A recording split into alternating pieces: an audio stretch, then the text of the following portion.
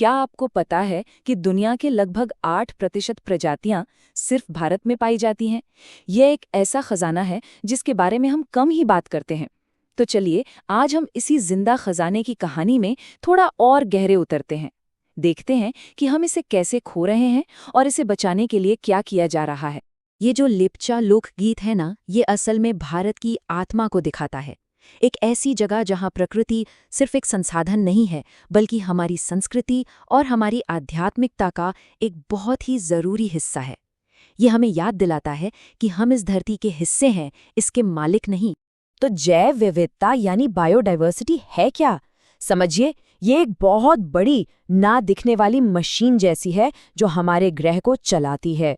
हम जो हवा में सांस लेते हैं, जो पानी पीते हैं और जो खाना खाते हैं, वो सब इसी मशीन पर निर्भर करता है। पेड़ पौधे, जानवर, कीड़े, ये सब इस मशीन के जरूरी पुर्जे हैं। ये आंकड़ा हैरान करने वाला है। दुनिया की कुल प्रजातियों का 8% सिर्फ भारत में। ये भारत को न केवल सांस्कृतिक रूप से बल्कि जैविक रूप से भी दुनिया के सबसे अमीर देशों में से एक बनाता है। लेकिन जाहिर है, इस समृद्धि के साथ एक बहुत बड़ी जिम्मेदारी भी आती है। लेकिन अफसोस की बात यह है कि हमारी ये अनमोल प्राकृतिक विरासत खतरे में है और ये तेजी से घट रही है। चलिए देखते हैं कि हम क्या खो रहे हैं। चलिए शुरुआत करते हैं बाघ की कहानी से।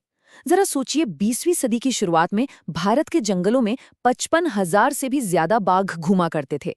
एक ऐसी संख्या जिसके बारे में आज हम कल्पना भी नहीं कर सकते। लेकिन सिर्फ 70 सालों के अंदर 1973 तक वो संख्या 55,000 से गिरकर रह गई सिर्फ 1,827। 95% से ज्यादा बाघ गायब हो गए। ये एक राष्ट्रीय संकट था जिसने पूरे देश में खतरे की घंटी बजा दी।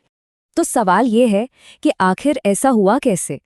इसके गुनहगार कई थे। उनकी कीमती खाल के लिए अवैध शिकार, विकास के नाम पर उनके घरों यानी जंगलों का खत्म होना, उनके भोजन की कमी और इंसानों और बाघों के बीच बढ़ती हुई जमीन की लड़ाई।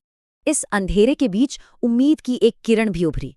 भारत सरकार ने इस संकट का जवाब देने के लिए जरूरी कदम उठाए। आइए देखते हैं कि उन्होंने क्या किया।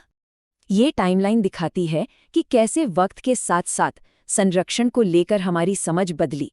शुरुआत 1972 में बड़े और करिश्माई जानवरों की रक्षा के लिए एक मजबूत कानून के साथ हुई। लेकिन धीरे धीरे हमने महसूस किया कि हर जीव मायने रखता है, यहाँ तक कि छोटी तितलियां और पौधे। और इन सब में सबसे अहम था प्रोजेक्ट टाइगर। यह सिर्फ भारत के लिए ही नहीं बल्कि दुनिया भर के लिए एक मील का पत्थर साबित हुआ। इसने दिखाया कि एक खतरनाक रूप से घटती प्रजाति को विलुप्त होने से कैसे बचाया जा सकता है। इस बड़े प्रोजेक्ट के तहत देश भर में सुरक्षित ठिकाने बनाए गए।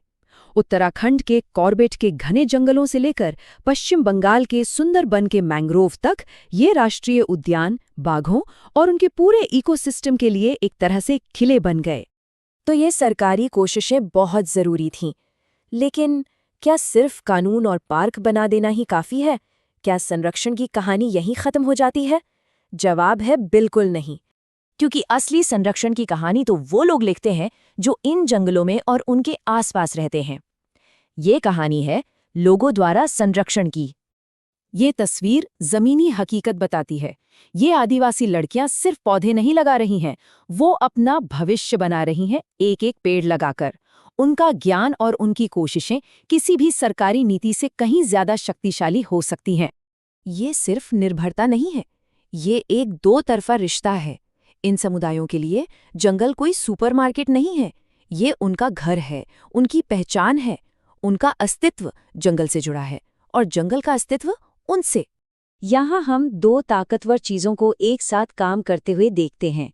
एक तरफ सरकार कानून बनाती है, दूसरी तरफ समुदाय खुद कार्रवाई करते हैं, जैसे कि राजस्थान के सरिस्का में माइनिंग के खिलाफ लड़ना या बिश्नोई समुदाय जो पीढ़ियों से वन्यजीवों की रक्षा कर रहे हैं।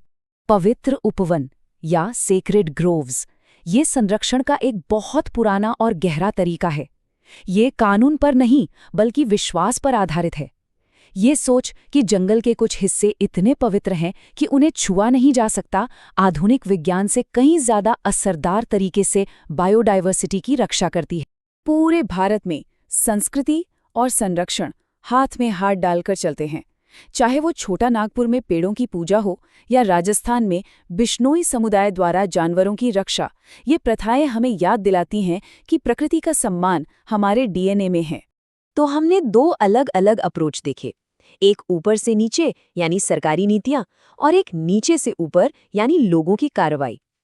आगे का रास्ता इन दोनों को अलग अलग देखने में नहीं बल्कि उन्हें एक साथ लाने में है। और यहीं पर जॉइंट फॉरेस्ट मैनेजमेंट या JFM का मॉडल सामने आता है। ये एक ऐसा मॉडल है जिसमें सरकार और स्थानीय लोग मिलकर काम करते हैं। गांव की संस्थाएं जंगल को फिर से खड़ा करने में मदद करती हैं और बदले में उन्हें जंगल के उत्पादों में हिस्सेदारी मिलती है। ये एक जीत-जीत की स्थिति। तो इस पूरी कहानी से हमें क्या सीख मिलती है? यही कि सच्चा और टिकाऊ संरक्षण तभी संभव है जब वो लोगों की जरूरतों को समझे, पर्यावरण का सम्मान करे और आर्थिक रूप से भी फायदेमंद हो। ये सिर्फ जानवरों को बचाने के बारे में नहीं है, ये लोगों को सशक्त बनाने के बारे में भी है। और आखिर में जब हम अपने ग्रह के भविष्य के बारे में सोचें तो हमें प्रकृति की इस उदारता को याद रखना चाहिए। गौतम बुद्ध के ये शब्द हमें हमारी साझी जिम्मेदारी की याद दिलाते हैं। वृक्ष असीमित दयालु जीव है जो अपने विनाशक को भी छाया प्रदान करता है। हमारी चुनौती बस उस छाया की रक्षा करना है।